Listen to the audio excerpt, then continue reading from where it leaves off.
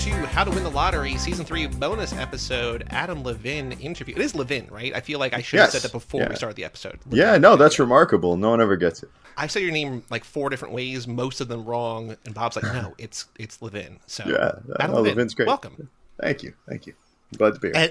I think you call it the Chicago way in the introduction. Is that Levin yes, is the it Chicago way of pronouncing it? It is. It's the Chicago way. Yeah, it's the only, even like outside of Chicago, like if you go to like Wisconsin or something, like the rest of the Midwest, I think they say Levin like they do on the East Coast. But in Chicago, it's across the board. It's Levin. You know, like when someone has an E at the end, like I've heard in Chicago people say levine, which sounds totally off to me because it's usually levine, but that's not as common. Like it's not usual. But when I was a kid, I was like, is it levine or levine? I don't know. But it doesn't really matter to me as long as you don't say levine. How do you feel about being a guy whose name is probably like consistently fucked up Google wise from the much more famous Adam Levine? Yeah, no, I mean, it's understandable. Like we both, not only have similar names, but we have we're similarly kind of like built. Like we're both like real, like sort of diesel and tattooed, and I'm a little prettier than him. Yeah. And my songs are better, but like, that's okay. But he's a better writer.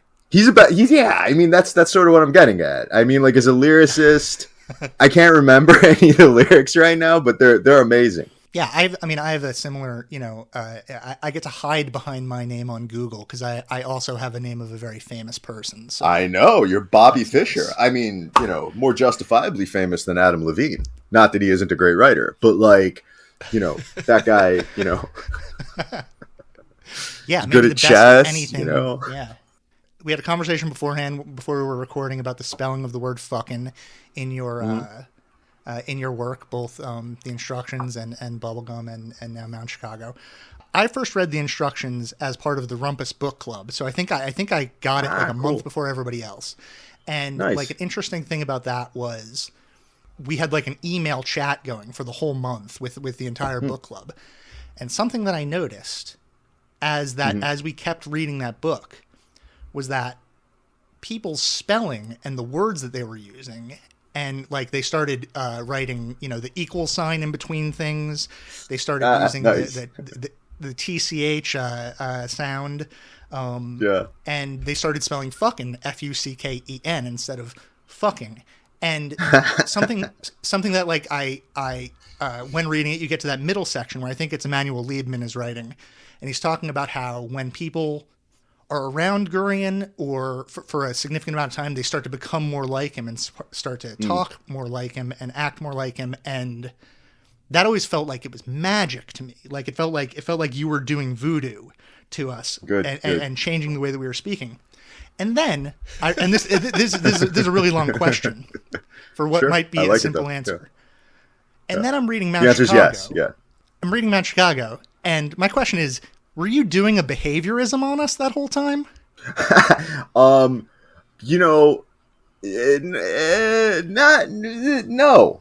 I mean, I thought that like a couple of the things, like the spelling of fucking, I think is a more logical way to spell it because if you're not going to spell out fucking, which I think there's a decent reason not to, I mean, it's arguable. I don't like the apostrophe, and there is like sometimes it sounds a little more like fucking than fucking. Mm-hmm. Sure. But the equal sign, I don't know. I was happy about the equal sign. I'm not sure I invented that. I can't think who else did, but I don't want to take credit for coming up with that. But I definitely will take credit for having used it quite a lot. And I think it's, I like it. It got in the instructions. I really wanted to sort of like, kind of opposite way to Bubblegum. I wanted to bury as much of the rhetorical language as possible. And an equal sign is an easy way to do that. And I think that it functioned pretty well. And I would use it again, except then it becomes like a gimmicky thing. But I kind of, it would be great if the world started using the equal sign that way, I feel like. And then I could start using it again. It would make my life easier. But Slipknot has the famous song "People Equal Shit," so like, you got someone. It was probably the Slipknot influence. Yeah, like when I wrote the instructions, I did wear a mask most of the time. Yeah. So it was like, I was definitely thinking a lot about Slipknot, and what it would be like if Adam Levine wrote their lyrics. And I just thought, he'd probably do more equal signs and he would spell it fucking with an E. No pause. Yeah, all right. Shout out Slipknot and Adam Levine. Actually, speaking of music, one thing that I think is true of both The Instructions and Mount Chicago, I have not read the other books, the other things you've written, so I apologize. And if you want to hang up now, that's totally fine. I understand. Yeah, Jesus, man. Come on. But I only read The Instructions. I had another friend who I was like, you should read The Instructions. He's like, well, give me a reason why. And I was like, because he's like, it's long. I know it's kind of a hard sell. I'm like, well, it's so good that I started reading it as soon as I finished. I started rereading it as soon as I finished. He's like, oh, okay, that's a good answer. I'm like, and we're talking to Adam Levine on Sunday, so you should listen to that too. So one more sale in your corner. You're welcome. But thank you. One thing that I noticed across both books that I think, from the music thing is that we talked about this yesterday on the Mount Chicago episode. You blend in pop culture, and the characters in your books talk about pop culture in a way that feels very natural, like you're kind of hanging out with them. How much of the pop culture in the works that you're including is like your own tastes, and how much is it just like you ascribing, I want this person to be cool, so he's going to like DJ Shadow and Radiohead or whatever? Well, I mean, in Mount Chicago, versus I think both of them. I mean, in the Instructions, like I remember there's like, Vincey makes mixes, and I think I would pretty much like those mixes. And then like Gorian's dad has this like 70s and early 80s punk mix, and I'm into that stuff. Kind of, and I think at the time I was really into it. You never aren't into the Clash, but like Stiff Little Fingers, maybe a little too much Stiff Little Fingers for a little while.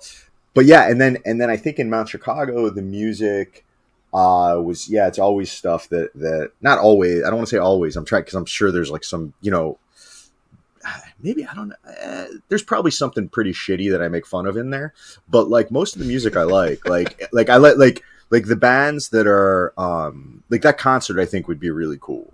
It would be cooler if Fugazi would show up, but like that's a pretty that would have been a great concert for me at a certain age.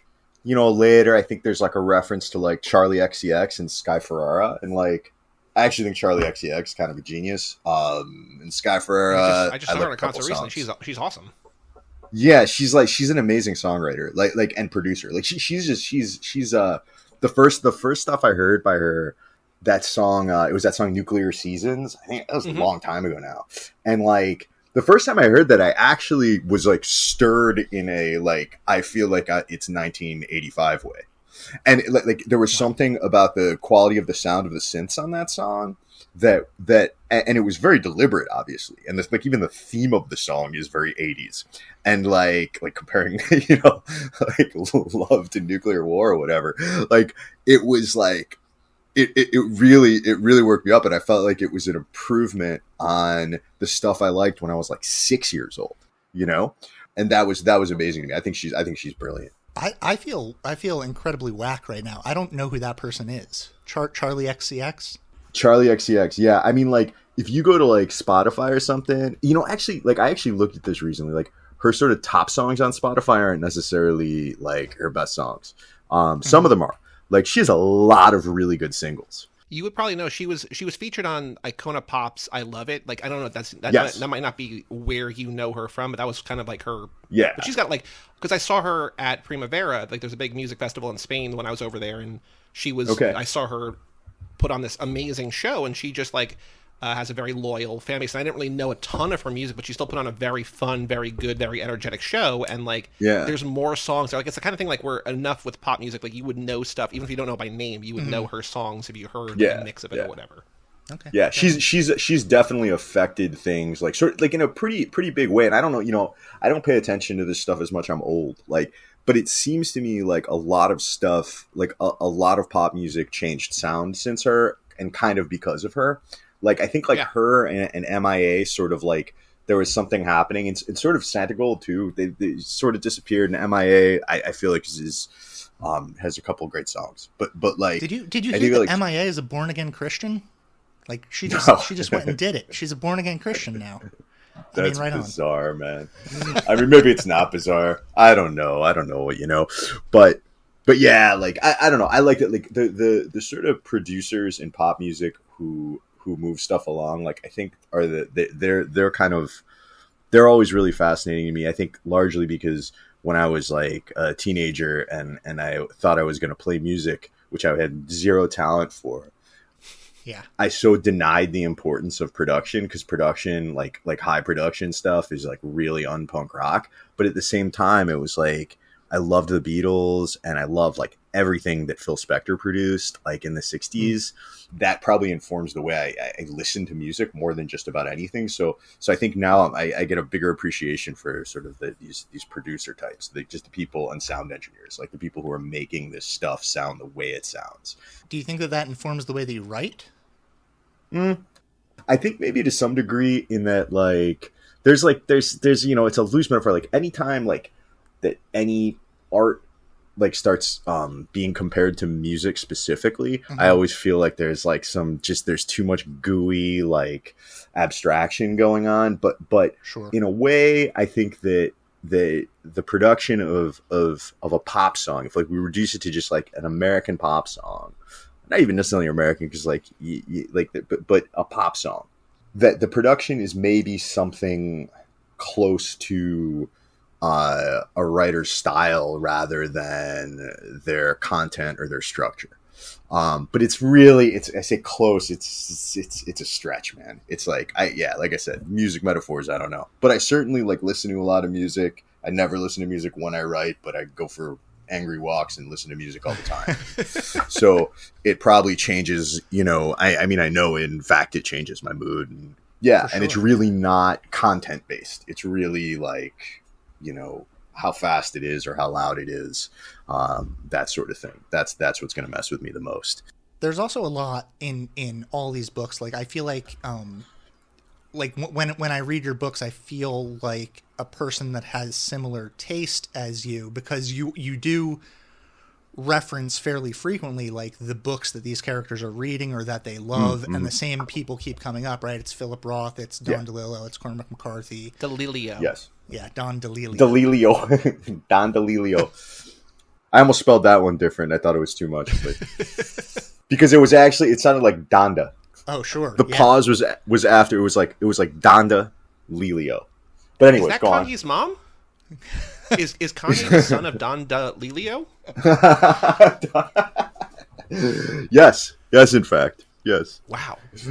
But I'm sorry, I interrupted you. What were you saying? No, I just like I feel like I don't know, when I'm reading it, I feel like there is like a degree of decoding it and stuff, and I'm like, okay, so Levin likes Roth, he likes DeLillo, he likes all of these people. There is a person that I, when I was reading the instructions, I thought in my head, I was like, this is a shadow influence that I don't think other people are picking up on. And then I think you name drop him in Mount Chicago. Are you a James Ellroy fan? Oh yeah, man. I mean, like, especially American Tabloid is just massive for me. That is. Yeah. I actually almost, you know, it's funny, we were talking about, like, so I'm in Paris right now, and so like the books we have here in English are limited and somewhat redundant with what we have at home. And it was actually, I'm rereading End Zone right now, which is one of my favorite DeLillos that I haven't read in a long time. But it was between that and American Tabloid. And I basically chose the DeLillo because the edition is nicer.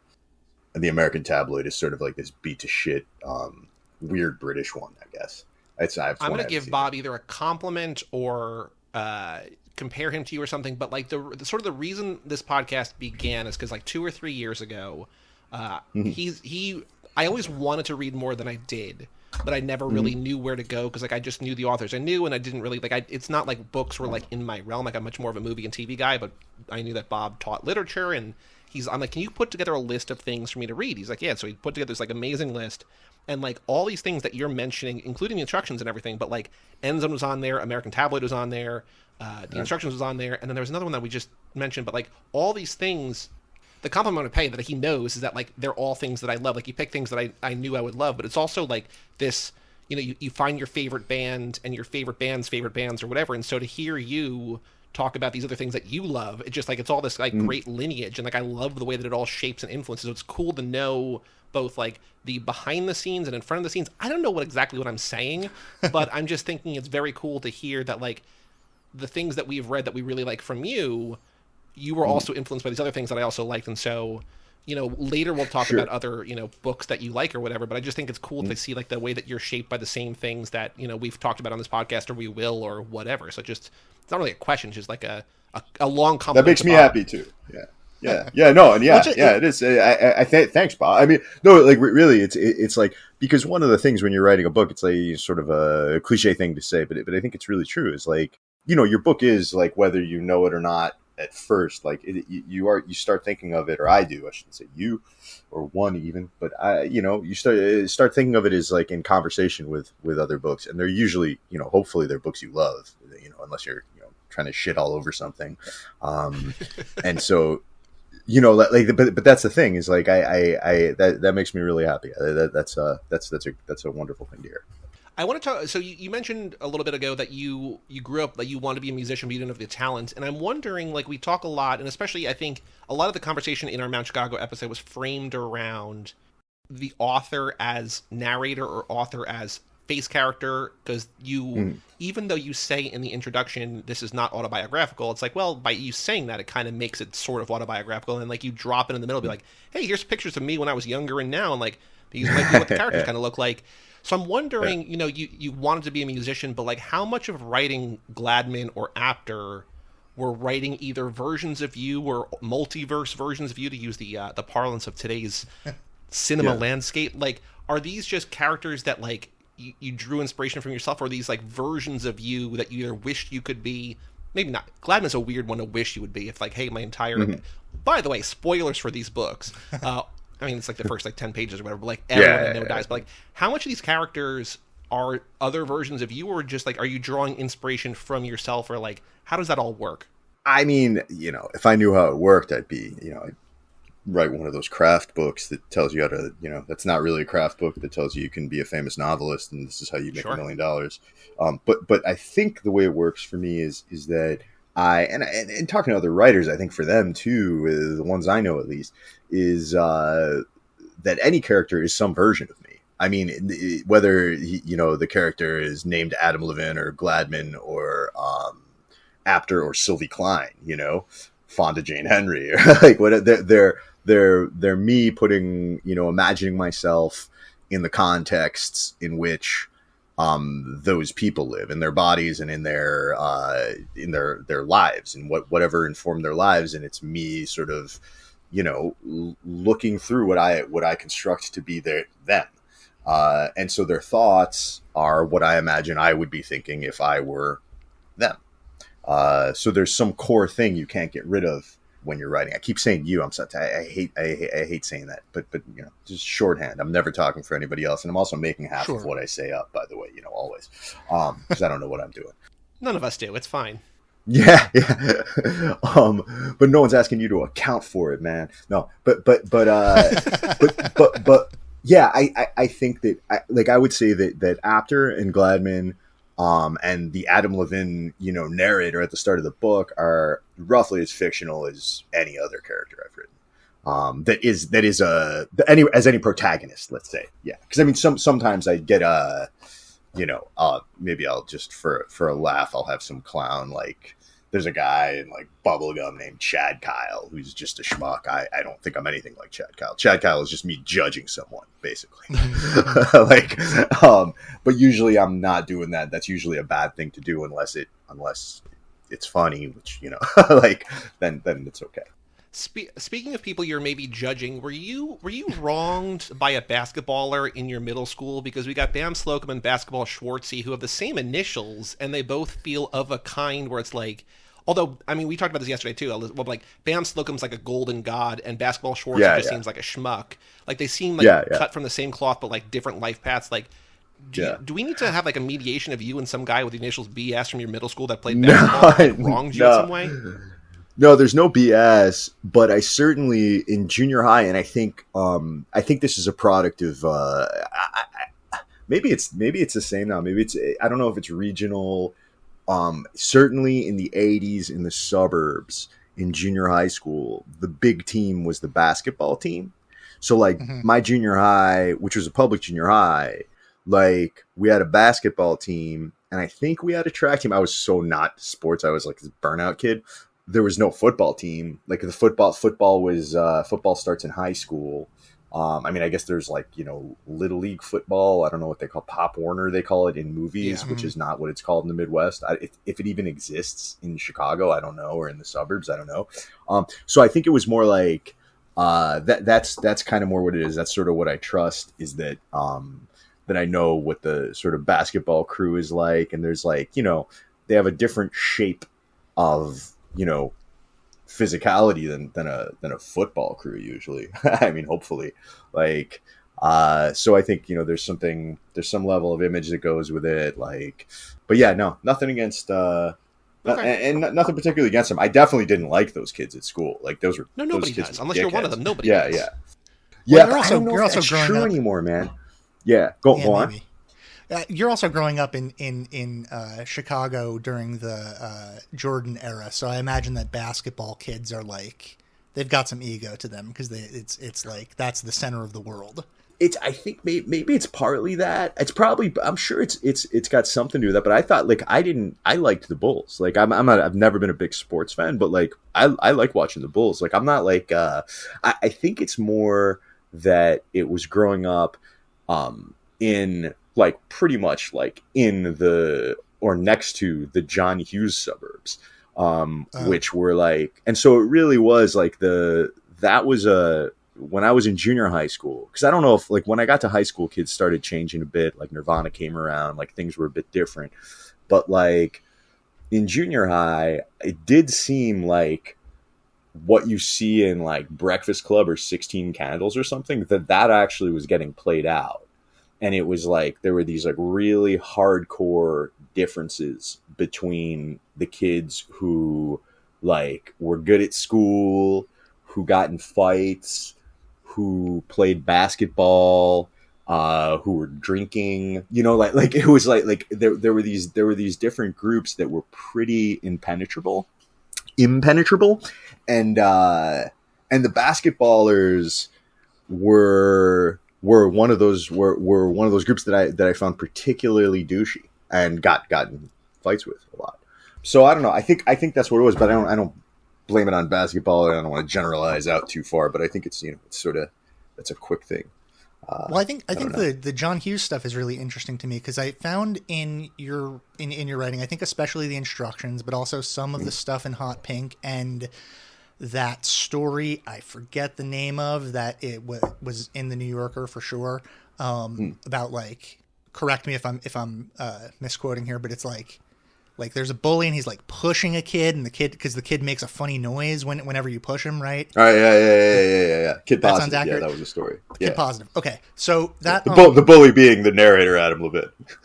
Well, there does seem to be like a fascination with the psychology of bullies, right? Some of whom you make into sympathetic characters. As like I think as we grow up, we start realizing that bullies are actually people who were picked on themselves, et cetera, et cetera. But like I think that they're like, where does that fascination come from? Because you have like Benji is someone who is a bully, but not, right. That's like one of the questions that I have about that book, because I love that character, but it's if I were in high school, would I love that character? I might be afraid of that character, I mean, for me, I think part of it was I was friends with some pretty rough kids, and I was like at least an aspirationally rough kid at that age in junior high, and I think that the idea of a bully, it's like I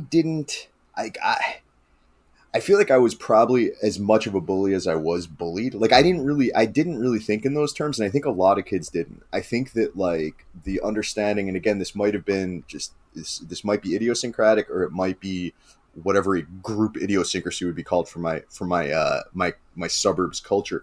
But it was like the worst kids are the narcs, right?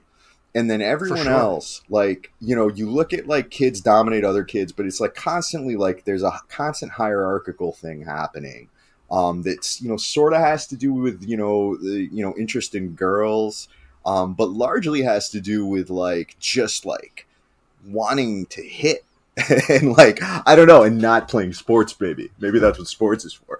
But I think my fascination with it, especially now, is like, there seems to be like a religion on bullies in America now, which is like it's there's like the sort of, there's an Old Testament one, which is the bullies are bad.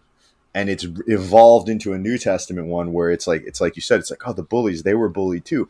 And like, I guess my feeling is, I think I came out okay. Like, I'm kind of a dick, but I'm mostly a good person. And I think I was, like I said, I was bullied and I bullied, and most of the kids I knew, that was the story. I think anyone could have claimed victimhood or aggressorhood at any given point. It depended. This is how at least boys acted, and I think the girls did too.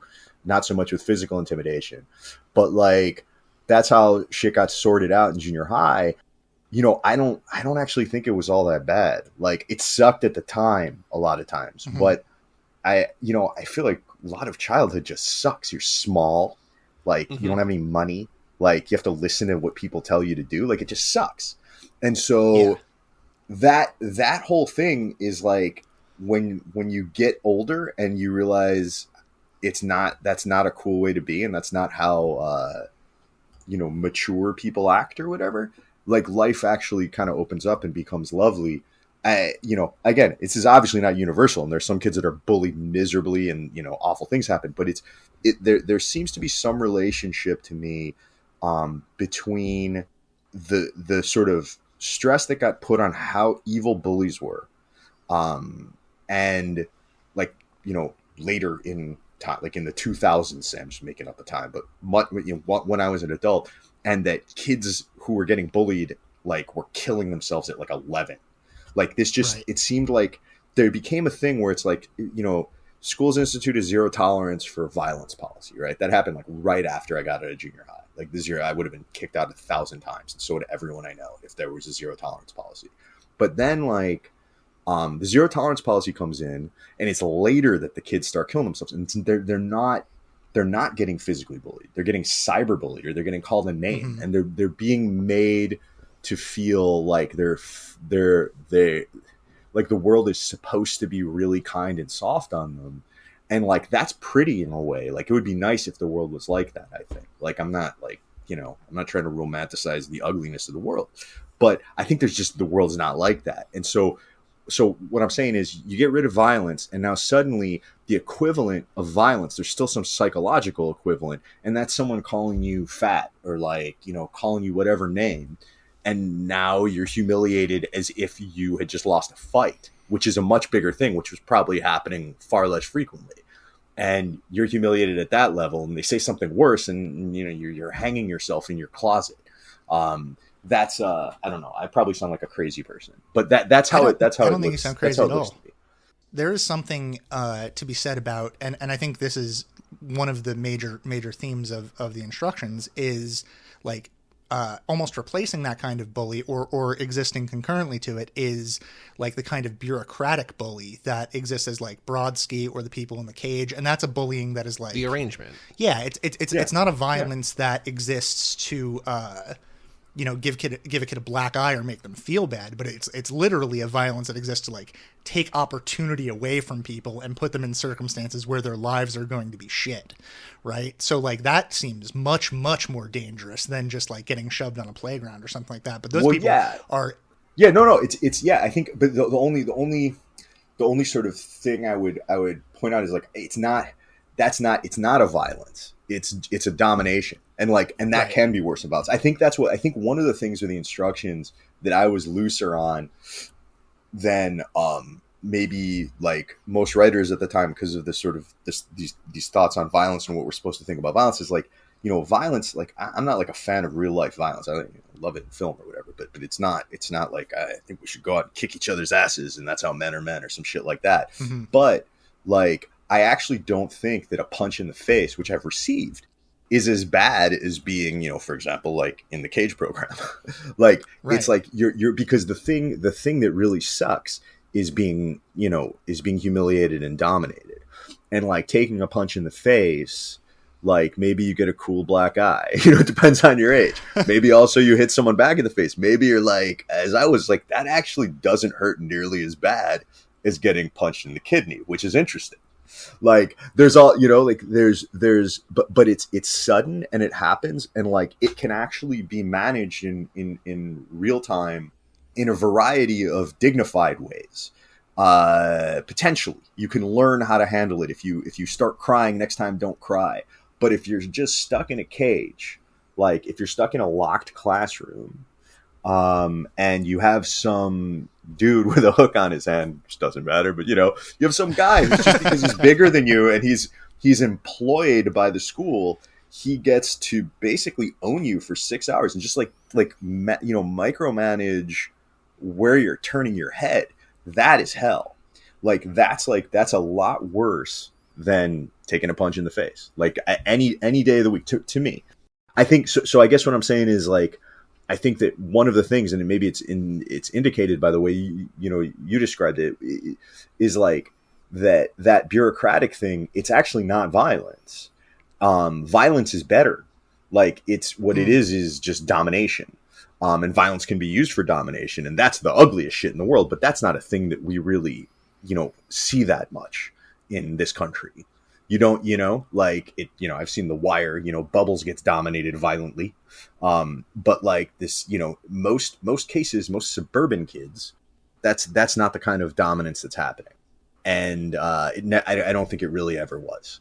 You're calling me to task on the use of the word violence there, I think brings me to something about Mount Chicago that really interested me, made me uncomfortable when I was reading it, made me think through some of my own thoughts on something, which I talked about in the episode where we're talking about it. But there is that chapter, which is essentially, it's the calendar chapter, which is essentially like a satire on ideas of social justice or the different ways that we claim victimhood and things like that. And when I was reading that, I was thinking, these are the kinds of jokes that I make with my friends, and I do make fun of this kind of thing specifically.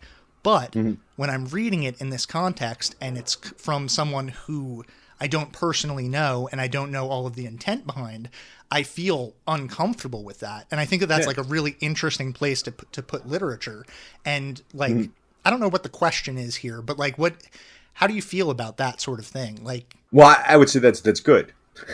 Okay. Like I mean I'm like I think that's the thing is like I think especially like when there's, because that's that's supposed to be comical, right? And sure. also like but I think that things that are comedy are usually about things that are funny, things that make me laugh at least, are usually like I'm made by the comedian or by the speaker, by the writer, to sort of witness myself taking pleasure in something I'm not supposed to take pleasure in. And there's like this nice, like sort of opening of the brain somehow, like some like dual track thing where like on one hand you're like, I'm getting joy out of hearing this or reading this. And on the other hand, it's not like I believe in this. Like the two things can be happening at the same time. And in fact, like, when a thing is really funny for me, it's like it usually comes out of like some sort of like next level type of momentary discomfort. And then I'm like, yeah, no, like not being able to laugh about something is what gives that thing its rhetorical power, is what gives that thing its political power, I should say. So I don't know, man. I mean, I think that right now we're in this, obviously it's everyone's talking about it. We're in a time where like people are really, really watching what they're saying, which is so doesn't resemble how I grew up, and it's different largely for me in my experience of the world, because the way I relate to people on the whole is like say on the whole, but 90% is like making jokes. Like I hang out with friends, my wife, we just fuck around and make jokes. Like I don't understand how people communicate on other levels really, and in any deep way.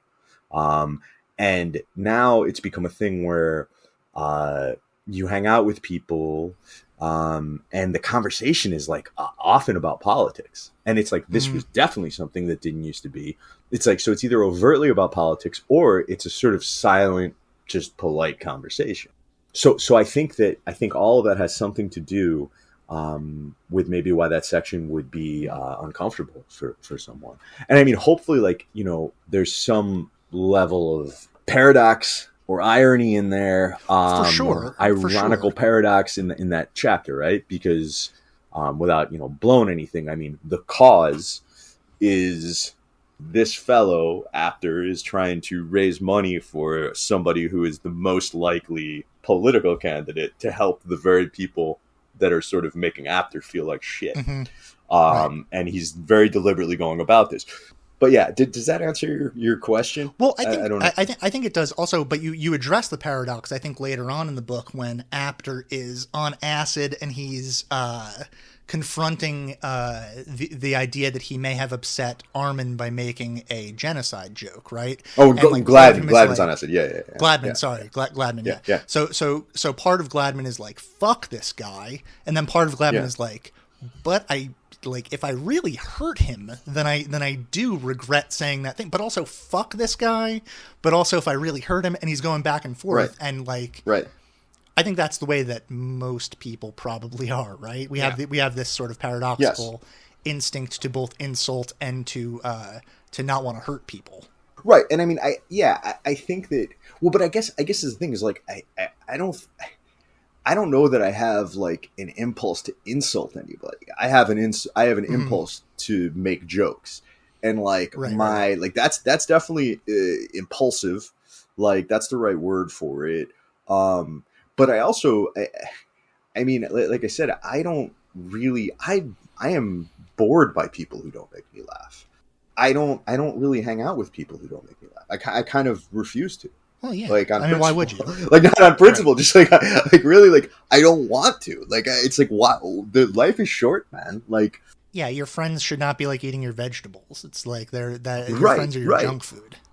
Yeah, like if and I'm not trying to say that if I have a friend who's in crisis or they're just sad because someone broke their heart, something like that. Like, fuck off, make me laugh. I don't mean that, but like, but actually, like most of my friends. When they are in crisis or their heart has been broken, they're fucking funny about it. And like, that's like, I don't really, I think that's a really good, I don't know. I would like the entire world to be like that, except maybe for the people who sort of run shit.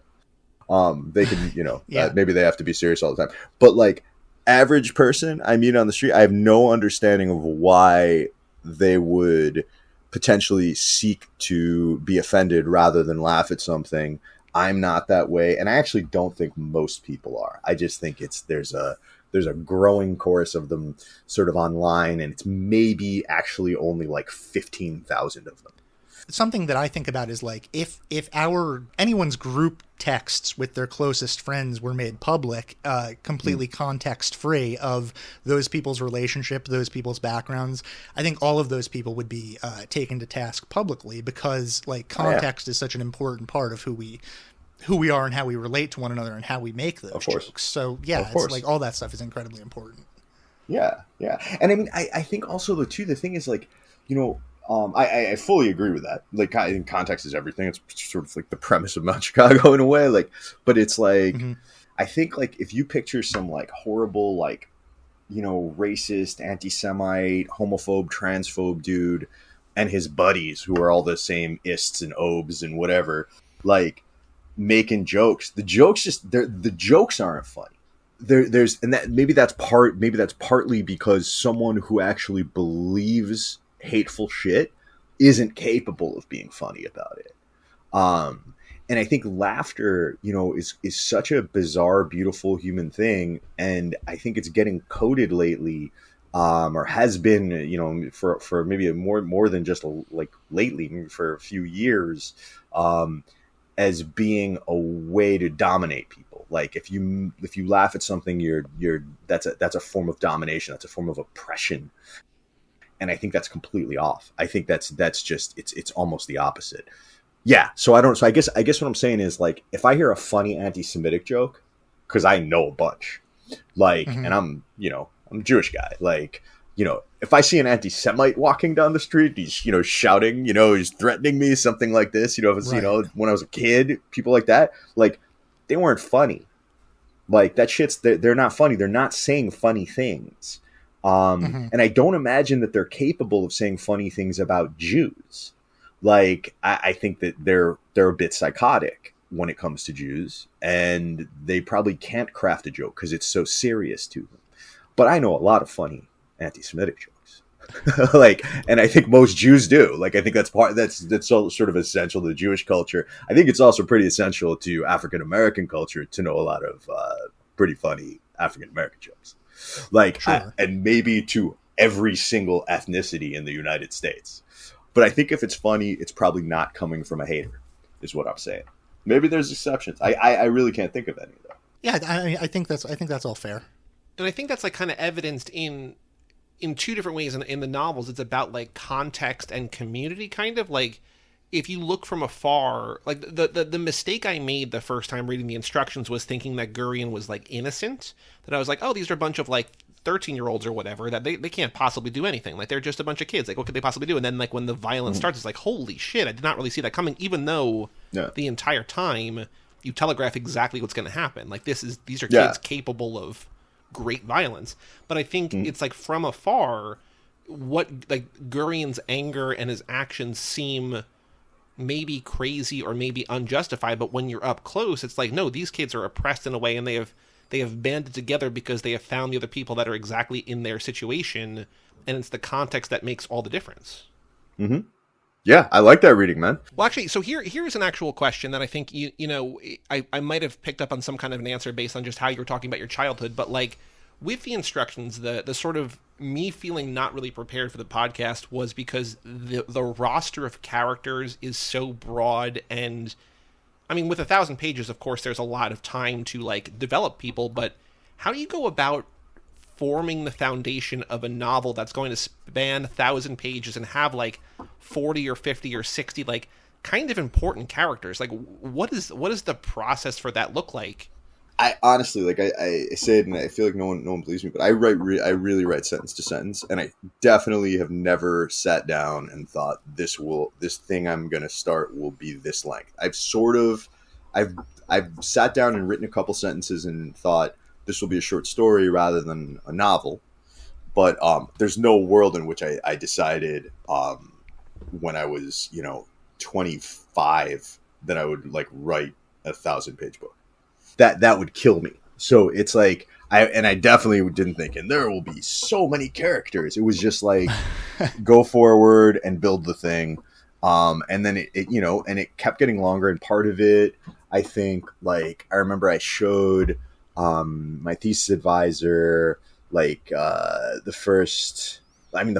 beginning of the instruction. The very beginning was very similar to what it turned out to be, but like the sort of first 300 pages of the instructions as it is, I think were like 40 pages or something. Like that kind of amount of stuff sort of happened. And it was like, I showed it, maybe I'm exaggerating a little, but my advisor was like, I don't know who this guy is. I don't know who that guy is. And I was like, okay, like I actually do. And I, like I wrote them, I was like, I kind of know who they are. Like I know, whatever 2 lines of dialogue they spoke signified for me, sort of opened up something for me. And I said, oh, I know a lot of these characters actually. Like they've all said these words, and I kind of know who they are, and so I can write about them.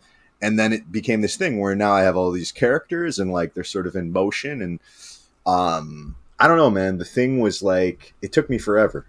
It took me 9 years. So it's like, it's real hard to talk about, like what the process was, other than like when it was going in the right direction, it felt like it. Like it felt good, and it felt like the sentences were popping right, and the characters and their backstories and their fates or whatever were coalescing in such a way that to me was satisfying and would hold up to multiple reads, which was really, really important to me at the time.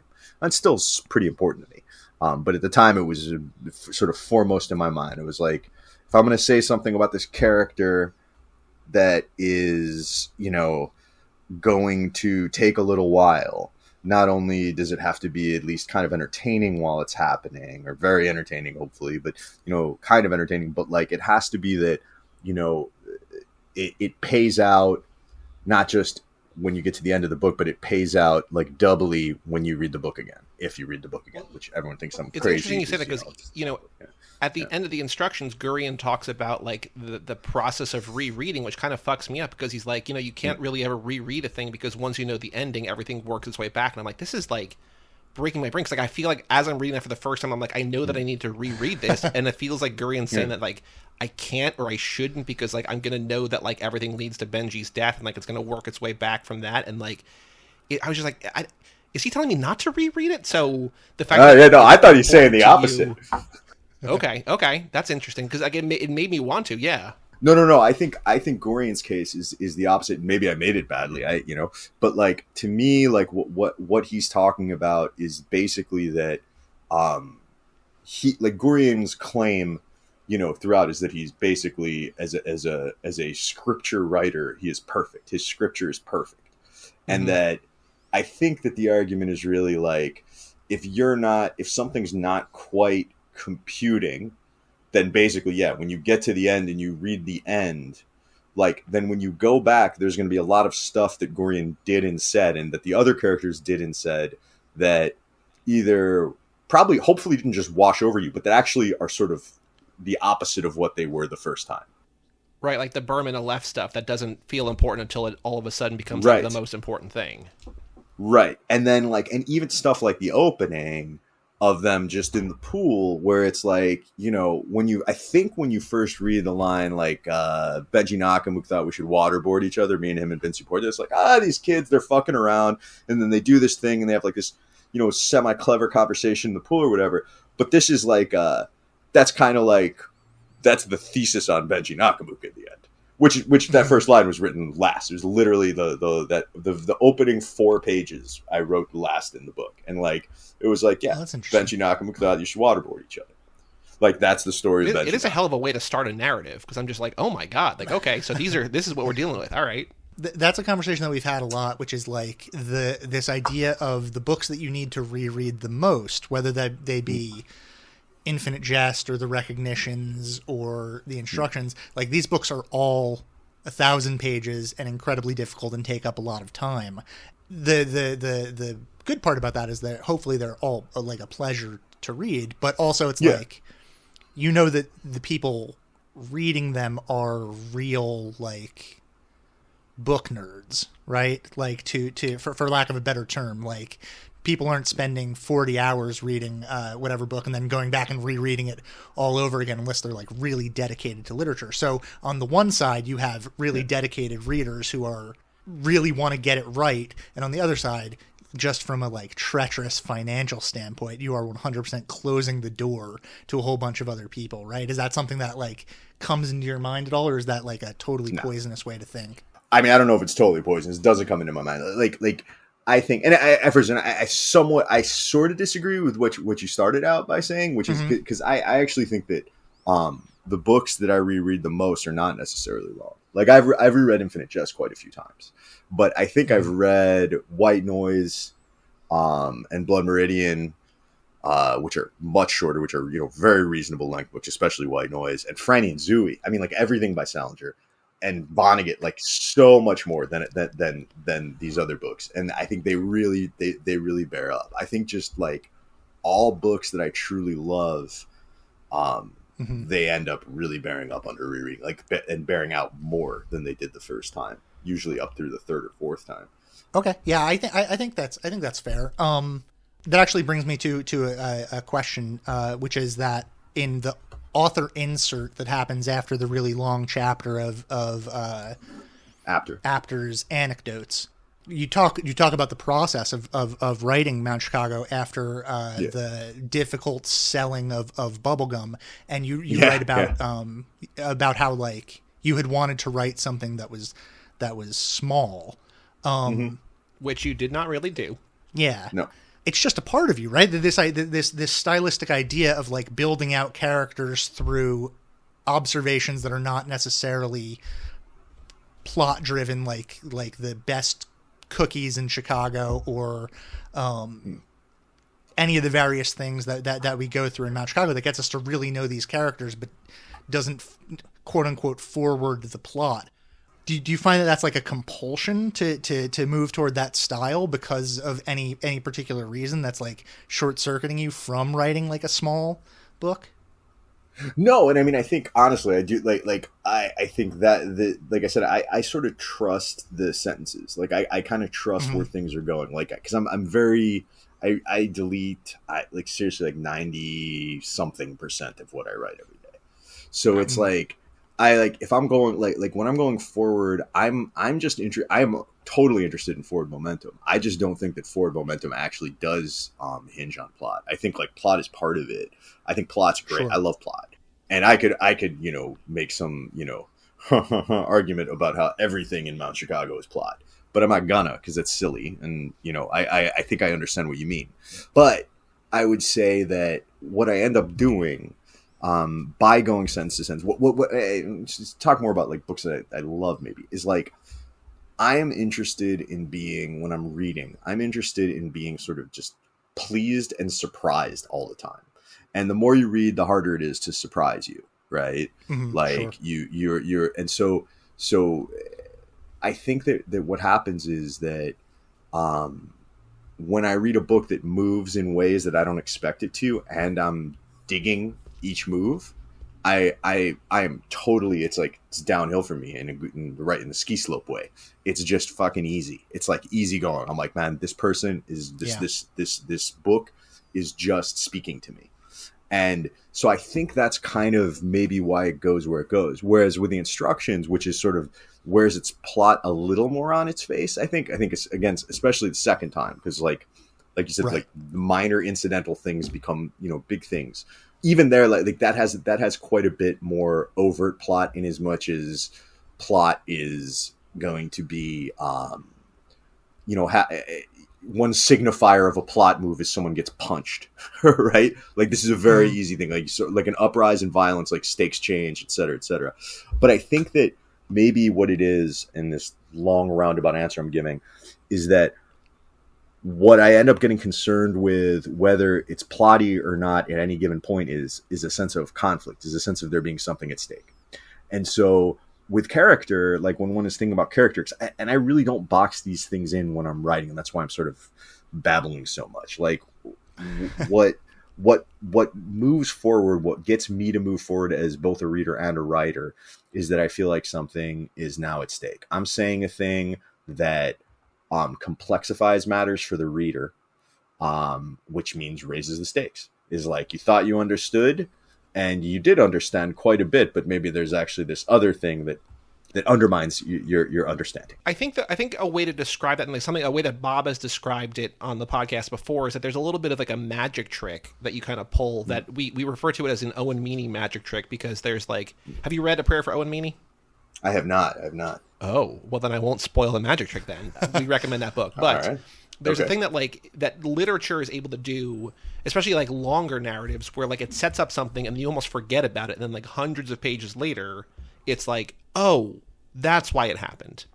In a way that like doesn't really work in a movie, because like even if in a movie, something happens in the beginning, it's not more than like 2.5 hours later where you're like, oh, I get that. Right. Like it's still kind of to some extent fresh in your mind.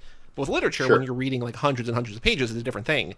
And so we talked a little bit about in Mount Chicago, like it's clear that the bird Gogol is important because he's on the cover. There are she's. I'm so sorry.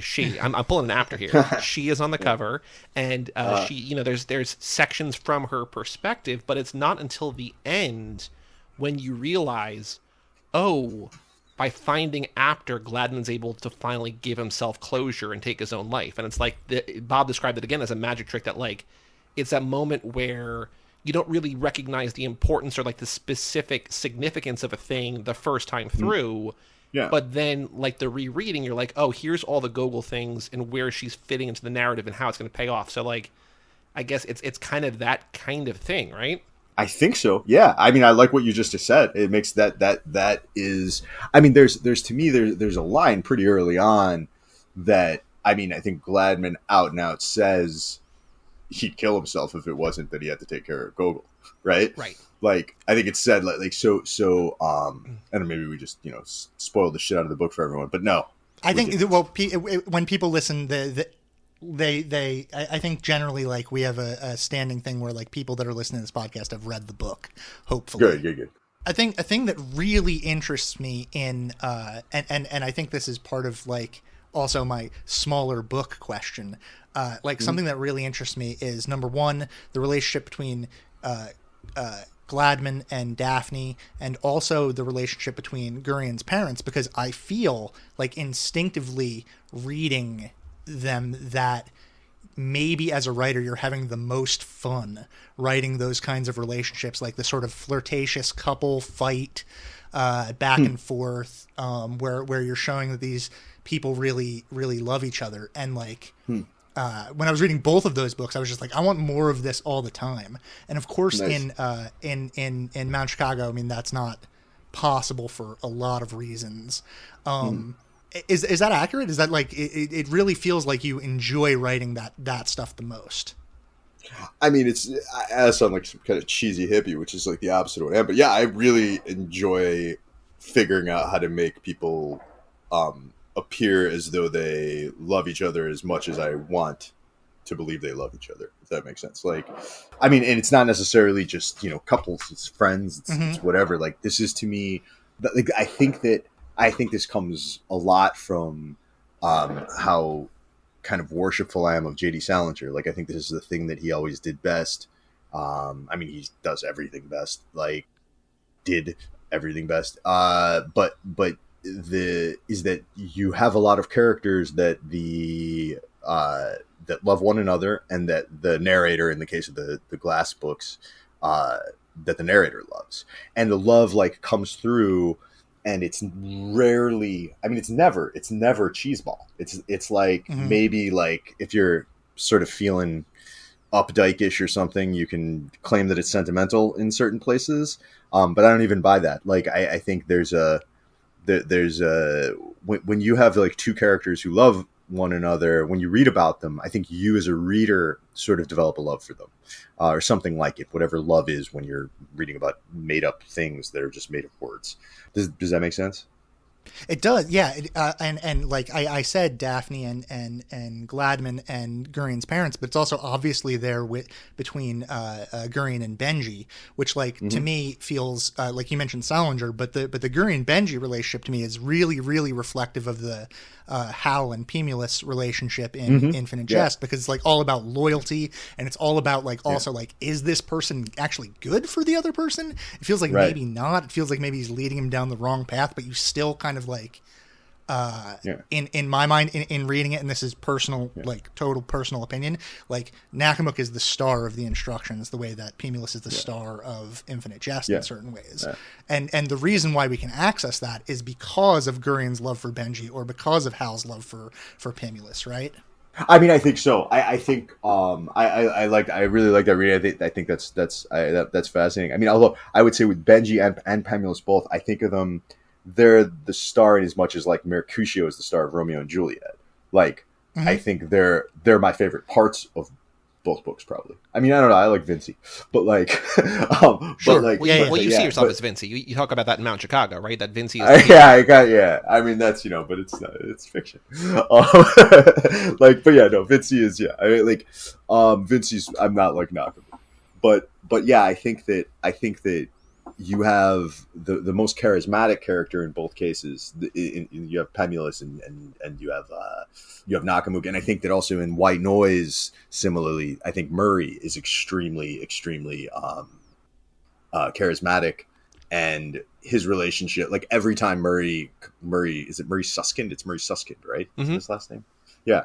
Every time he comes on the page, you're just like, talk. You're like, dude, talk about the barn, do anything. Yeah. Like it's the best, and it's like he's not one of the protagonists. Like so, but I think that there is a dynamic between the protagonist and any of these, whether it's Mercutio and Romeo, or Pemulus and Hal, or Murray and wow. I'm really suffered in the heat. I can't remember the name of the guy in White Noise, the main guy in White Noise. I can't. I've read that book twice, and I can't recall Well, actually, what the character. I can save you here because I want to sort of pivot to White Noise, because White Noise is one of those books that I mentioned earlier that was on the list of things that Bob had me read, and then I reread it again, and now it's being adapted by Noah Baumbach and Greta Gerwig into a thing starring Adam Driver, right? And like one of the things that we do in the episodes that we record is we try to cast the novels that we just read with actors, and like our last season was so difficult because like we did mostly school modules, and like we don't know actors who are like 13 to 18 because like who knows kids, right? But like when you're writing these, are you writing with, I know you write sentence to sentence like you said a couple times, but like are you writing with actors or like real people in mind? Like in terms of casting, I think Bob had mentioned that like, correct me if I'm wrong, that you had idealized or thought of Jaden Smith as Gurion. That is from the Rumpus book chat. Yeah. God, I mean, at the time, that might have made some sense. Yeah. Right, because he's 1 million years old now. Not a million, but he's like 20. He's 1 million years old, and he's also sort of like a, I'm not going to speak ill about Jaden Smith, but he became a little bit. He wasn't exactly a celebrity yet. Right, like he was he was a celebrity child, like son of famous people. It's and I always kind of feel weird asking this question to authors, but like in terms of when you're writing, do you think at all about it ever being adapted? Do you think your novels could be adapted, and if so, do you have people in mind who could play, especially for while Mount Chicago is fresh out, like people who could maybe play Gladman or Apter? Okay, well, I would say, so that was like 3 questions. So, okay, so the first, when I'm writing, I absolutely do not think about movies. And if I do think about movies, right, it's I think about how to write the book so that it cannot be properly filmed. Because I have this old school thing about that, where I love not because I'm hostile toward movies. I love movies. But because I feel like movies can do things that books can't do, and books can do a lot more things that movies can't do. Mm-hmm. And to make the thing deliberately adaptable is gross to me, but it's beyond that. It's like, it's a sort of failure. That said, I obviously anything can be adapted. I have ideas about how to adapt Infinite Jest for a TV show that I think are good, but it wouldn't be as good as Infinite Jest. Like, yeah, right. Because everyone's dying for me to write a script of a novel that everyone decided is not cool anymore. Just call it Finite Jest. It's a totally different thing. Finite Jest, yeah. Finite seriousness. Finite self-harm. I don't know. But like, but yeah. So no, I do not. I don't do that. I don't think about. And I don't think about who would play them. And then after the fact, like I do think anything's filmable. I don't think any, like when I say that, I think anything is adaptable. It would be really, It would have to be a shit novel for it to translate perfectly to film. That would be a very bizarre thing. Unless maybe, I don't know, maybe Werner Herzog would do it because he writes the film and the novel and the two are playing off each other. I haven't read Once Upon a Time in Hollywood, which I thought was a fantastic movie. Maybe it's a great book too, because it's working with the thing, but that's not even, I don't know. So that said, I would love to see someone make a movie or a show of my stuff. If for no other reason than, I could use the money. Sure. but I think it could be good. No, I think that stuff can happen, but I really don't think about who would play. I think great actors are largely able to adjust and adapt. So it's like Adam Driver playing. His name is Jack Gladney, by the way. That's his name. Yes, yeah. Okay. Playing Jack Gladney. That doesn't fail to make sense to me. It's definitely not what I would predict. Greta Gerwig playing Babette. I haven't seen what they did with her, like in terms of style, because there's this very 80s thing, but I can kind of actually imagine Greta Gerwig with the big perm that Babette has, the sort of big blonde, I don't know if it's a perm, but that's why I picture sort of like puffy curly hair, and like that maybe she sort of looks like how I imagine Babette. I mean, when you're imagining people speaking monologues from White Noise, it's a little weird to begin with. It's either going to be a very strange, awesome film, or it's going to be something I can't imagine, or it's going to be shit. There's always that possibility. I definitely didn't imagine Don Cheadle playing Murray, and that's who's playing Murray. And I think Don Cheadle is hilarious. I don't think they're going to have him play Murray as a Jewish guy. but that's okay. It's an adaptation. I don't know. I can't predict. So as for and with my own work, I definitely like. There's actors I like. There's like actors with faces that I'm like, that face is interesting and seems very adjustable, and so could maybe play Apter or Gladman. But I haven't thought about it till you just asked. Well, because I think we talk about it a lot because I think we're both big movie and TV guys. Me probably, at least in terms of proportionally to books, me more so than Bob, because Bob's also much more of a reader than I am. But I think the thing that we've noticed in either just watching movies that have been adapted or trying to adapt things, that like it's an ability, or it's when people are trying to be too loyal to the novel that it fails. Like if you're able to sort of pivot it into a thing that like doesn't quite resemble the novel but is based on the novel, it almost works better. So like almost the best version of your 1,000-page thing might be something that like only focuses on like a fraction. Like it might not be anything that's like the instructions, but like it kind of embodies the same ethos or something. Yeah, or not a movie, or like a limited series kind of thing. Right. Like that's what I'm saying is it's so yeah. I also don't believe that I would have much of a sense of whether anything that anyone else made of my work was actually good. I think Kubrick's Lolita is amazing, and I love Nabokov's Lolita more than I love Kubrick's Lolita, but Nabokov hated Kubrick's Lolita.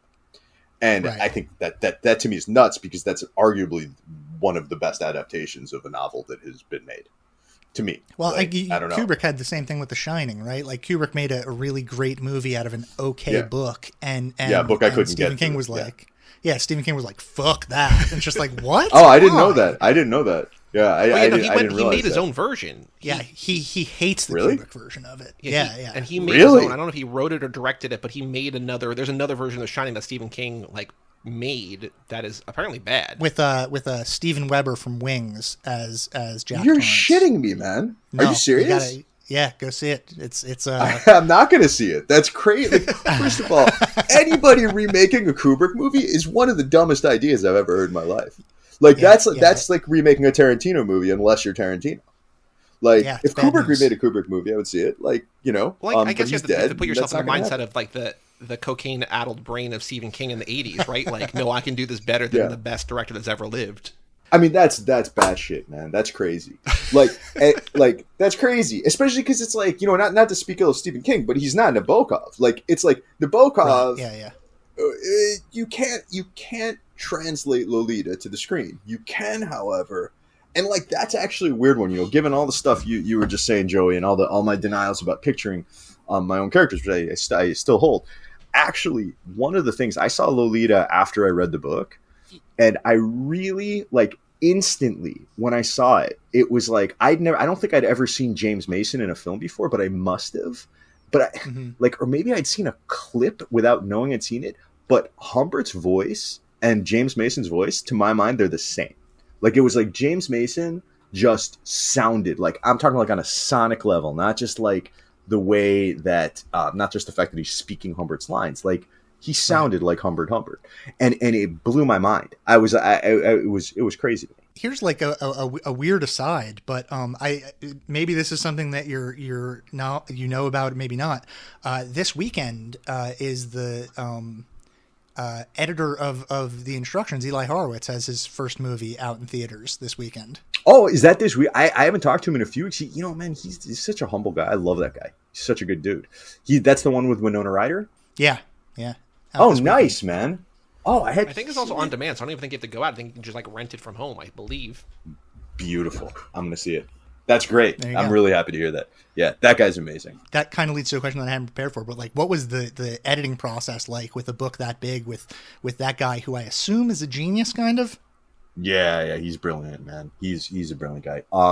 It was cool, man. It was pretty rigorous. It was like I sent him because I think I sent the book in, and I knew it needed cutting, but I showed it to him. I'd worked with him on stories for the quarterly, and I really liked working with him. They were like, I'd published other stories before. I've had pretty universally positive experiences with editors, but Eli is like this sort of for me, he kind of knew how to talk to me in a way that was more kind of we could have a more active conversation.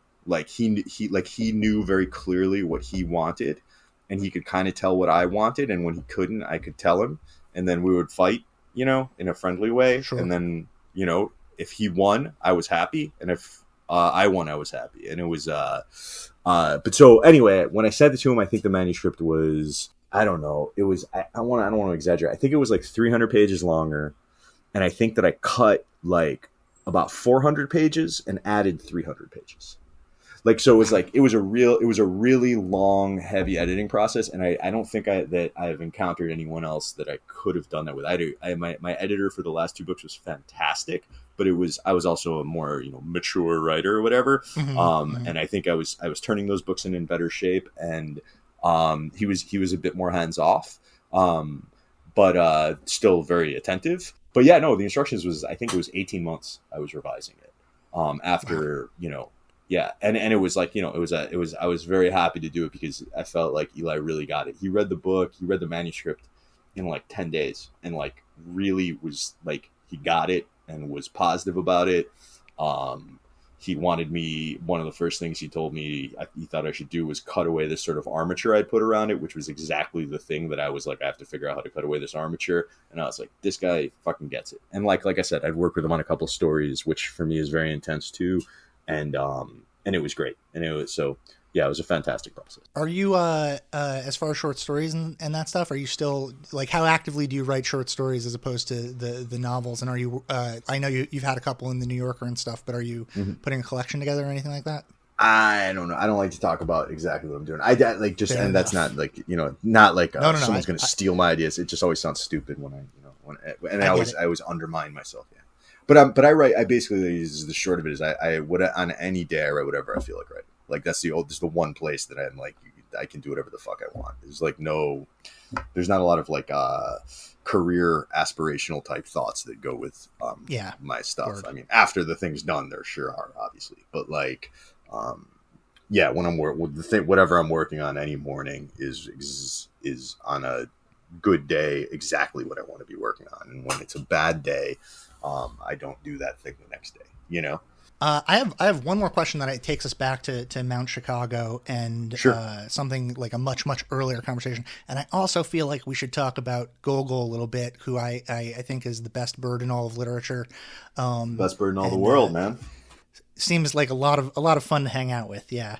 But there is, and Gogol plays into it because it is the again, I know we keep returning to this idea of autobiography versus fiction, and I totally buy the whole, it's all fiction, right? Even the introduction, I can look at that and go as fiction. I don't need to in any way accept that you ran into Mayor Daley on the streets while and believe that you were having an acid flashback or anything like that. I'm willing, like, I think all of that as fiction is great, but like I'm interested in the meta trick of using that autobiography to like call attention to the things that are similar to your life, just to dismiss it. Because when I was reading and I was thinking like, okay, so Levin has this bird is real, and this Daphne has these similarities to his wife that he mentioned, and he's got all of these things that track with his life. Like when I was reading that, then the book itself read as this kind of like, at least in part, like 600-page panic attack about a guy afraid of losing all these people that he loves. And it legitimately made me super sad. So like when you're Yeah. Sad is, I'm after sad. Yeah. Right. I think that's fair. And I'm sad is an emotion that I'm happy to have while reading. And I to pull back the curtain on fiction feels like a strange thing to ask, because it's like asking a magician how they do the magic trick. But like, are you calling attention to the nonfiction elements as a means of like invoking the real world, as opposed to us reading these characters as being fiction? The panic attack part, I don't think that I was quite. I think that's like that's not exactly.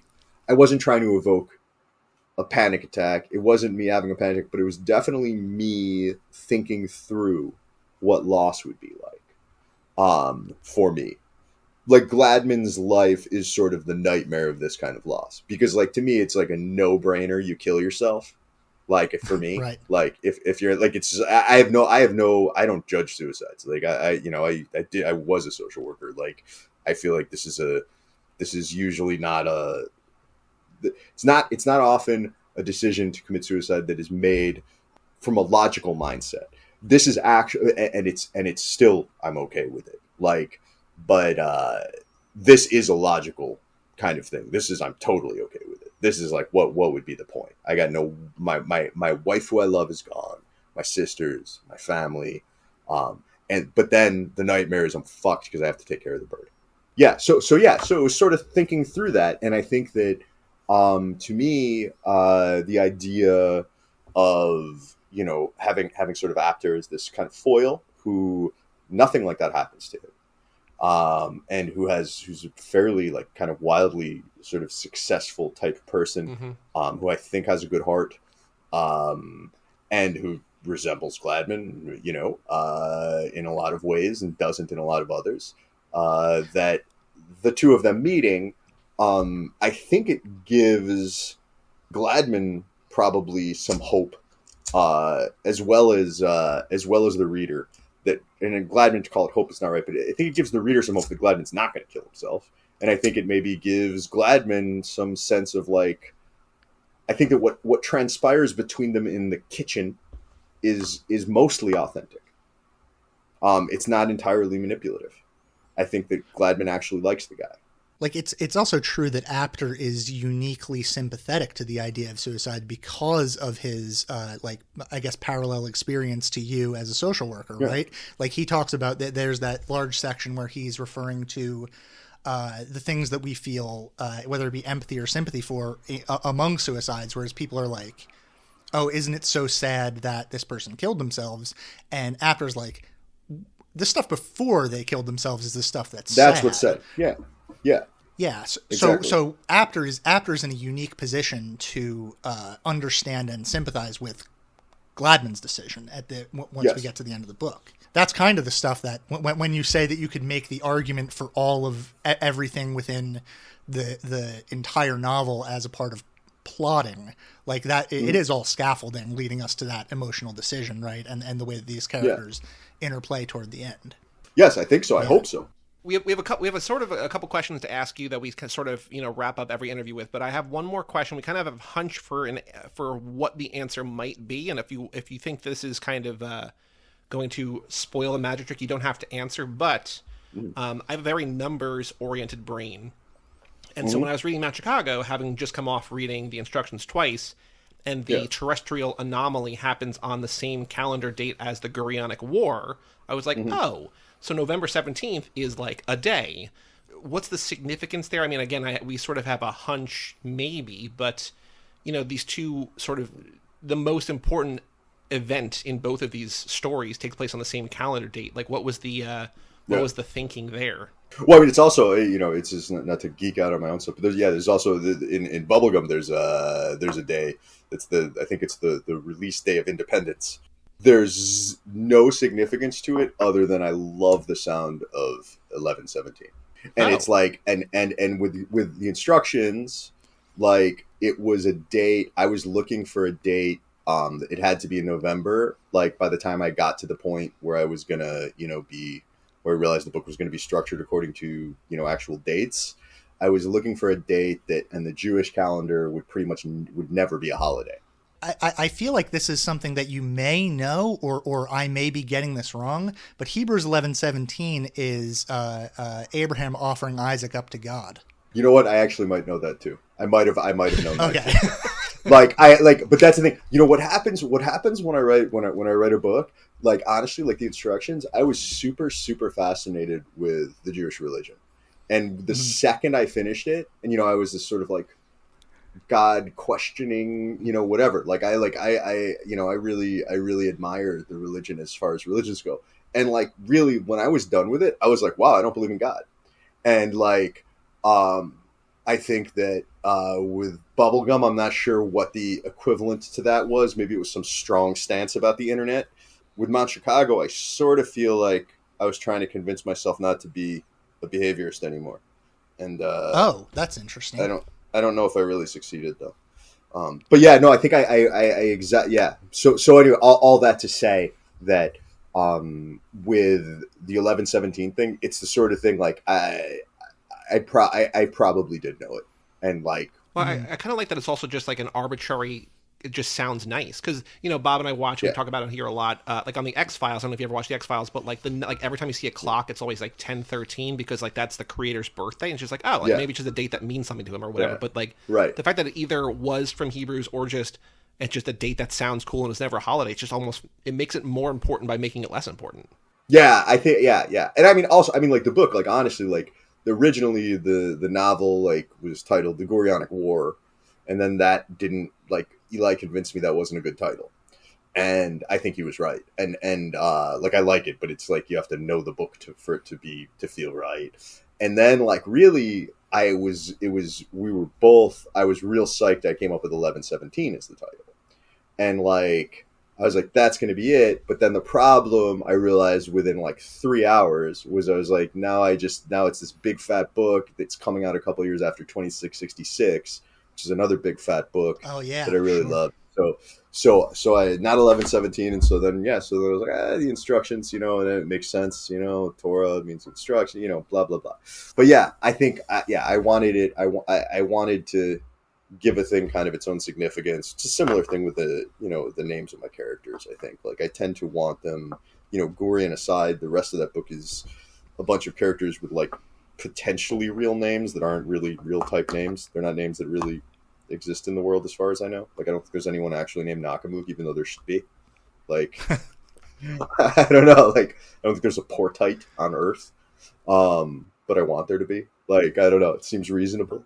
We kind of touched on what might be part of the answers to this from earlier, but every time we talk to an author, because the podcast is framed around different seasons, like we had the instructions fell in our campus module, and this, even though it doesn't really, it's just sort of a bonus because like we got to talk to you, which is cool, it kind of doesn't, it's not out of place in an internet module because like there's such a, like the YouTube stuff with Gladman's like alternate, I was trying to think of his alternate character name, but like it still fits in there. I think that's just kind of like the writing a narrative that fits in the world. But because our podcast is framed around themes for each season, whenever we talk to an author, we ask if people really love the instructions or Mount Chicago, what other things would you recommend they read? Either things that you love or that maybe inspired you or that are just similar, or like if you were sort of crafting a module around those two works, like what would you recommend people read? I mean, I would say any of the books that are listed in those books, pretty much. Sure. Because like we started talking about that stuff in terms of music, but in terms of books, I think I'm not sure we ever got to it. But those are I'm pretty much listing like Gladman's list. That is pretty autobiographical. Gladman, the author's after lists as his having read because Gladman recommended them. Those are pretty much who I'd recommend. I think I'd rather tell you some like less common books that are probably sure. included in that list that I think are wonderful books. That I've read, kind of recently or something. So like there's Europeana by Patrick Urednik, which is this short, fast, like just lightning book. That is, I don't even know how to describe it. It's a history of 20th century Europe. But it's written as though Kurt Vonnegut, but Czech were writing that history. It's fucking amazing. Okay. It's like right out the gate. It's a Dalkey Archive book. There's another Dalkey book that I read last summer that I've been recommending to everyone. And I recommend these like not just strongly because I love them, but because they actually like they win me friends. Like there's nobody. I've recommended books and people tell me that shit sucked. This book and this other one are like I've never met a person who didn't love these books. So that I've recommended to you. So Europeana, and then there's a book called Magnetic Fields by a guy named Ron Lowenson, which I just like sort of, in both these books, they had this very nice thing where I sort of just found them at a used bookstore. They had a Dalkey Archive spine, and I picked them up and I started reading them. I was like, holy shit. And the Ron Lowenson Magnetic Fields is almost indescribable. It's like, it's a thing. And I think, if you're DeLillo fans, it's really amazing because the book's from 1983, so it's before White Noise. There's portions in it that you're like, how is this written before White Noise? And that it's like, it was published too late for DeLillo to have really read it and decided to write White Noise. It's just this there is, and it's not because of really anything thematic so much as just on the level of feeling. There's very few books that feel like a DeLillo novel, like a DeLillo at his height novel.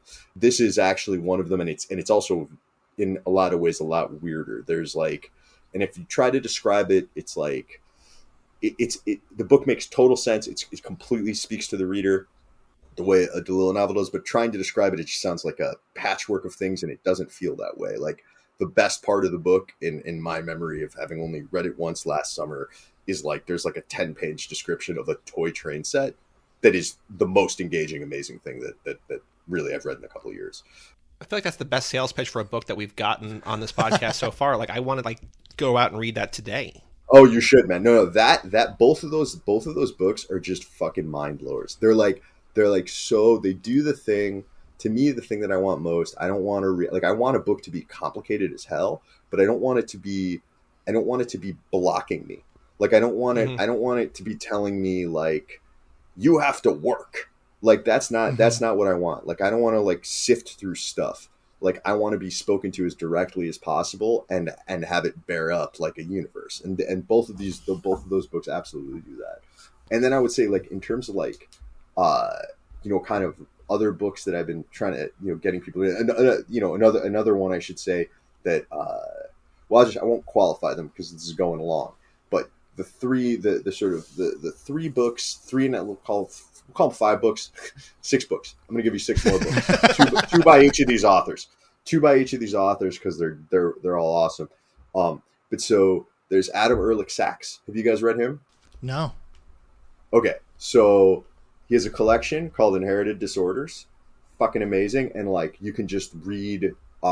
He published it's like a bunch of really short pieces that are all about fathers and sons that are fall down hilarious, and you're like and brilliant, like brilliant.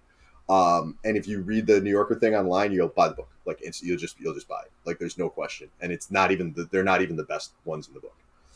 It's like 99 stories that are all like they're amazing. Right. Yeah, I'm seeing like really you go to the New Yorker for free, look up Adam Ehrlich Sachs, you're there. And then he put out a novel a couple of years ago that was so good that I wrote to the guy, which is something I've done like maybe like 3 times ever. And it's called The Organs of Sense. Describing that I will just embarrass the hell out of myself, but maybe if you enjoyed the magnetic fields description, maybe it's good. That is a book about Leibniz. Okay. Before he develops calculus, he's like 19 years old, and he goes and looks for a blind astrologer. Okay. I know fuck all about Leibniz. I'm not astrologer, astronomer. I know fuck all about astronomy, and I know fuck all about Leibniz. I know nothing about anything before 1950.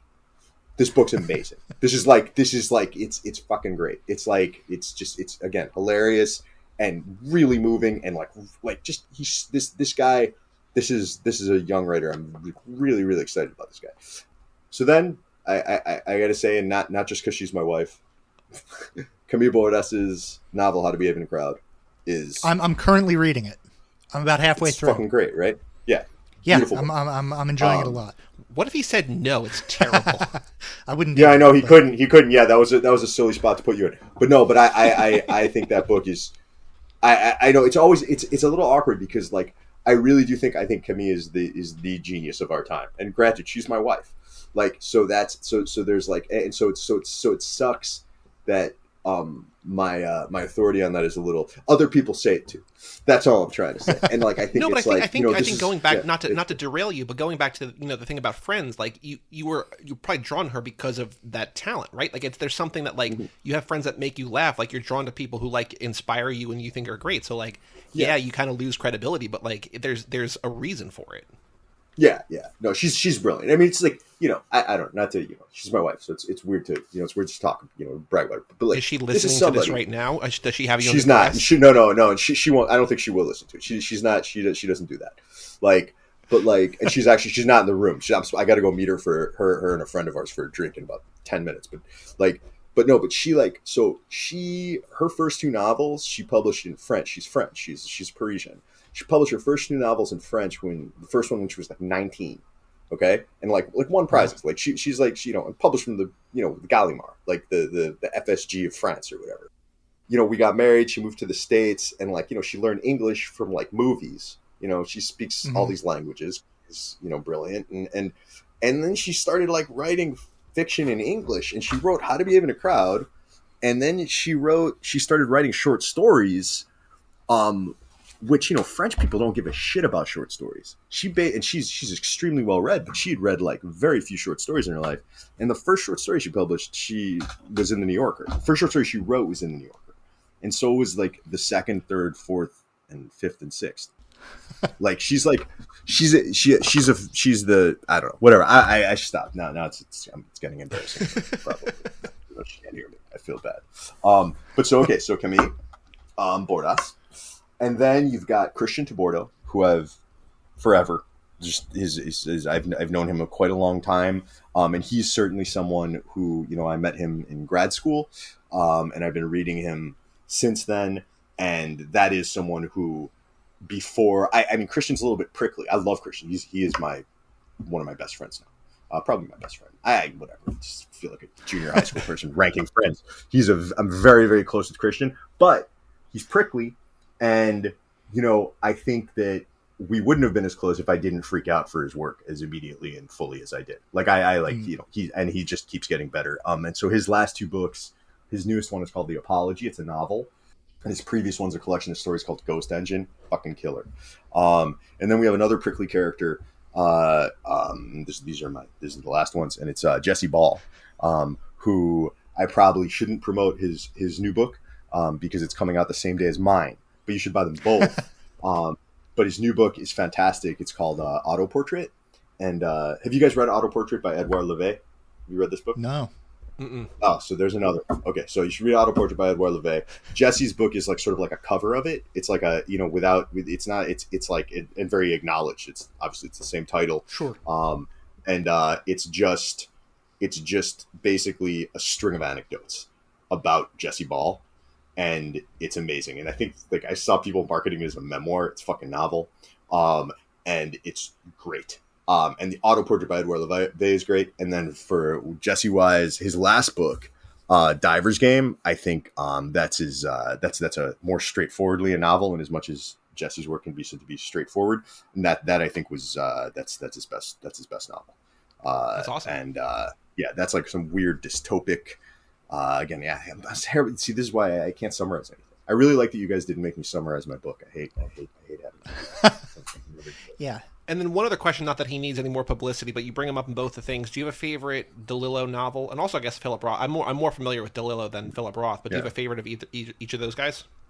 With DeLillo, it's definitely like a tie between White Noise and End Zone.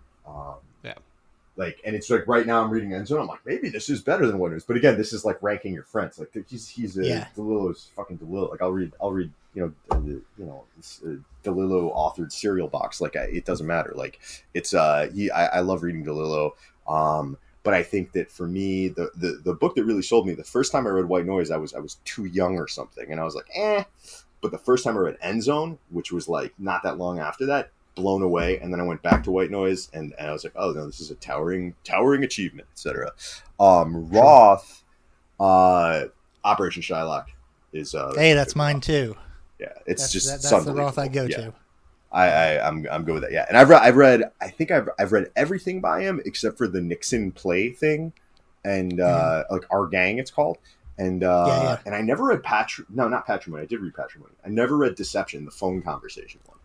Apart from that, good. I've read everything by him, and most of it 3 times. It's good. I have it at home. I feel like I'm sort of saving it because that's the last novel. I'm not going to read Our Gang. Well, you're kind of like Gurian in that way, right? Like you don't want to read it all. You want to make sure that you have one left over. Yes. That's what I'm doing with Sabbath's Theater. I have not read Sabbath's Theater. I'm keeping that in a little, it's in my car right now, and it's like on a rainy day. In case of emergency? Yeah, I'm going to take that one out. I tell you something, man. I don't want to be the bearer of bad news, but I feel like there's across the board, there's two different types of Roth fanatics, and there's like the one that that their I mean, there's, you know, because no one Portnoy's is no Roth fanatic's favorite Roth, Right. but like there's the Operation Shylock Roth fanatics, and then the America trilogy Roth fanatics, like that's the top. The Operation Shylock Roth fanatics, such as myself and you, not so big on Savage Theater. Find Savage Theater interesting. Yeah, it's his favorite book, so you feel sort of stupid about it. But and it's a totally awesome book. I mean, it's fucking Roth. It's Roth. It's right. Roth. Peak Power Roth. But it's not. It's no Operation Shylock, that one. But I'm the same way. I'm doing it with Cesar Ira. So every time I'm keeping one Cesar Ira book, which is Seamstress in the Wind. I don't know why, because it's like the least appealing title of all of his titles that are translated. That's the one I haven't read. And I'm like holding that for some reason because they will not finish publishing him before I die. So it's like, I don't know why, but yeah, I hold that one out. That guy's process is fucking insane, right? Doesn't he just insane. Like he like hand writes at a cafe and then never edits anything or something like that? That's what he says. Sounds like bullshit. It doesn't. It's not even that it sounds like bullshit. It's like there is not the only person I think that I know who I feel like actually describes how they work accurately with no bullshit is George Saunders. And I think that everyone else, it's like, it's a question that, you know, it's like everyone's full of shit on some level. And so Ira, maybe he does, like, it might be true. Like, I'm not calling him a liar. I'm just saying, like, anytime I see a writer writing about their process, I'm actually not uninterested in it. I just take it with like massive grain of salt. Yeah. I know I'm sort of full of shit, like, and I think I'm less full of shit than most people, when it comes to that. Yeah. Cause it's like, what are you supposed to say? It's very, you know, there's like it's supposed to sound extremely romantic, which it usually, you know, for most writers, I know it actually is kind of a romantic, beautiful process, but it doesn't sound that way, you know, like it's labor. It's sitting down and doing the work. It's sitting down and working. And it's like, there's joy in that, but yeah, describing joy in work, you just, you know, it's hard to do. It's maybe impossible to bring across, and it's not really ultimately what people want to hear. I don't think. It's what they want to hear is you got inspired by, you know, the look in the eyes of you know, whoever, and then you were real sweaty and you stayed up all night and you wrote a thing. You caught a parrot's eye across the room and were inspired. Yeah, man. Yeah. Yeah, exactly. That's the whole thing. And, you know, like that's, and, you know, even that kind of stuff, I think when people say that shit, it's got to be partly true. Like, you know, like, but yeah, I don't know. So Ira's process, when I read about that, it gave me pause. And it actually prevented me from reading him for a while. And because I was like, if this is, because that is a very romantic way to write, right? I don't edit. You know, like I don't revise. Yeah. There's also the guy, you know, like, I don't want to toss the word around too much. He like my wife is a genius. He, you know, it's possible that he sits down and knocks a thing out that fast. Like, I don't know how to write like him. I mean, no one does. No one knows how to write like anyone, but especially on him. Yeah. He's a singular talent. Like, just, you know, it appears he like read Borges and understood it in a way that other people couldn't and aspired to, and then figured out how to do a newer thing. And, you know, then he is very self-effacing about it. Calls himself a footnote to Borges. And I think he's sort of joking too, which I kind of like, because I think he thinks he's better than Borges. And, you know, I don't know if I would agree with that. I might. I'd have to really think about it. I don't know if I care to. Yeah, I like the idea that he's being sarcastic about that. It's nice. Anyways, yes, well, I got to go drink with my wife and our friend. Yes, guys. Please, and thank you so much for joining us for this very long interview. We really truly appreciate it. Both very psyched to talk to you, and I'm so glad that we got to read Mount Chicago early, and that we both liked it and loved the instructions. So thank you again for joining us and for writing these great things. You guys, I had a great time talking to you. And yeah, thanks for reading the books and, you know, thinking about them. It was really a pleasure. I really enjoyed it. I have a quick favor to ask. We haven't asked any author, but can you just say to the listeners, keep reading? Oh, God. I say it every episode as a joke because Bob hates it, but I'm going to make everybody we talk to say it. It's like a radio bumper. Just say, keep reading. No. I love it. Thank you, Levin. You're my favorite person. Thank you for doing that to Joey. If you're ever in New Jersey, drinks are on me. All right, I like it. All right. Ditto if you're in Paris or fucking Gainesville, Florida. All right, we can make it Gainesville. Yeah. All right, thanks, man. All right, you guys. Great talking. Have a good one.